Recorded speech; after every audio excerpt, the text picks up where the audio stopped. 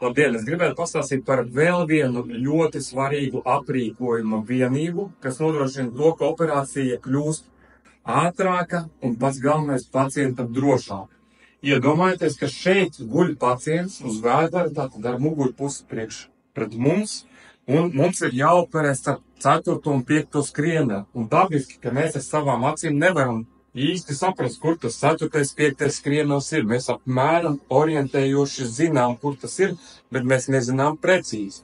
Priekš tam mums talkā nāk rentgena iekārta, kur mēs šajā ekrānā uztaisot rentgenu varam redzēt mugurkaulu. Ir redzams mugurkauls, tātad pie krustukauls, 5. skrienelis, 4. skrienelis, un šis instruments ir ielikts starp 5. skrieneli un krustukaulu. Tā saucamā L5S1 starpskriemeļa sprauga, jo šai konkrētai pacientei bija diska trūce šajā starpskriemeļa spraugā.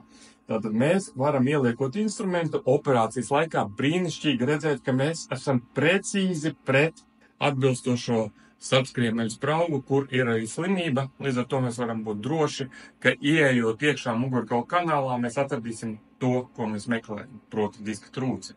Un šī operācija tiks veiksmīgi izdarīta.